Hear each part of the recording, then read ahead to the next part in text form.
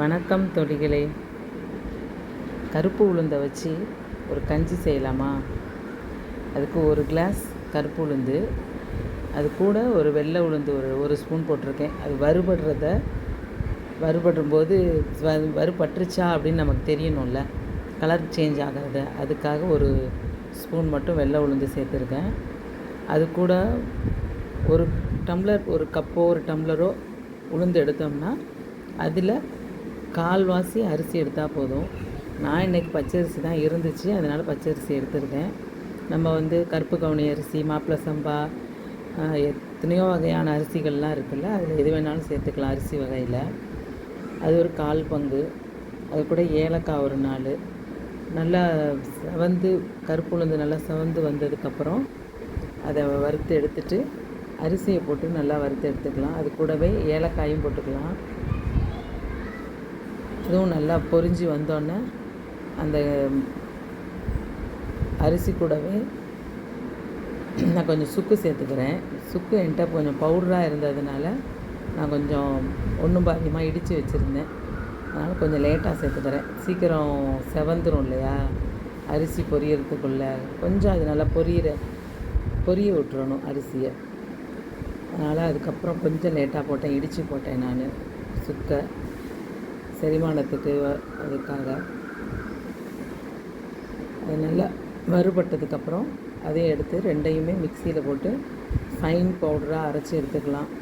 நிறையா செய்யும்போது நம்ம மிஷினில் கொடுத்துக்கலாம்.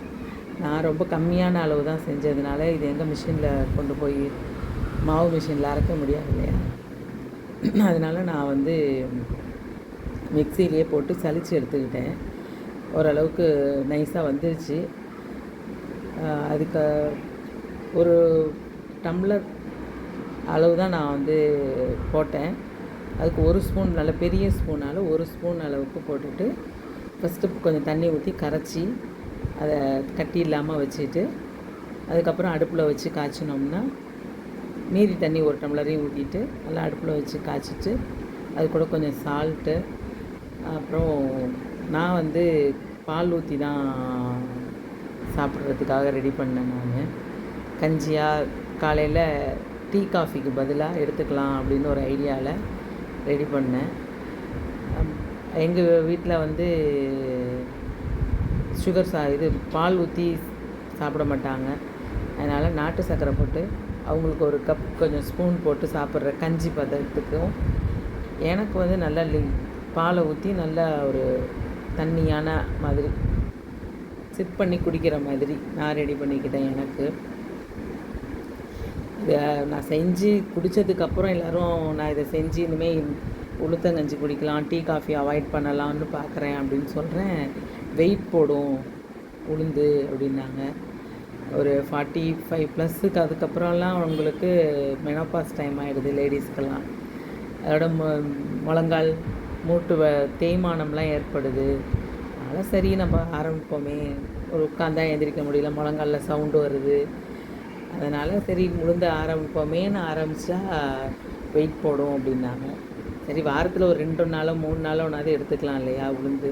நம்ம இட்லி தோசையில் எவ்வளோ தான் உளுந்து எடுத்துக்கிட்டாலும் அது பத்தாத, சப்ளிமெண்ட்ரியாக இன்னும் கொஞ்சம் கூடவா எடுத்துக்கலாமே நினச்சி இதை நான் ஆரம்பித்தேன். ஆனால் வெயிட் போடுன்னு சொல்கிறாங்க. பார்க்கலாம், குடித்து பார்க்கலாம். எத்தனை நாள் குடிக்க முடியுதுன்னு தெரியல. வாரத்தில் 2 நாள் 3 நாள் குடித்து கொஞ்சம் நம்மளோட ஹெல்த்துக்கு நல்ல ட்ரிங்காக இருக்கும்ல. உங்களுக்கு டீ காஃபி அவாய்ட் பண்ணலாம், சுகர்னால் ஜீனி அவாய்ட் பண்ணிவிட்டு நாட்டு சர்க்கரை போட்டுக்கலாமேன்னு ஒரு முயற்சி தான். குடித்து பார்க்கலாம். வெயிட் கெயின் ஆக ஆரம்பிச்சிச்சின்னா வாரத்தில் ஒரு தடவையாக மாற்றிக்க வேண்டியதுதான். இல்லைன்னா இதை மட்டும் காலையில் டீ காஃபிக்கு பதிலாக இல்லாமல் பிரேக்ஃபாஸ்ட்டாகவே ஒரு டம்ளர் மட்டும் குடிச்சிட்டு விட்டு பார்க்கலாம் அப்படின்ற ஒரு ஐடியா. எத்தனை பேர் இந்த மாதிரி கஞ்சி செஞ்சு சாப்பிட்டுட்ருக்கீங்க? வெயிட் கெயின் ஆகுதா? ஏதாவது இருந்தால் சொல்லுங்கள். தேங்க்யூ.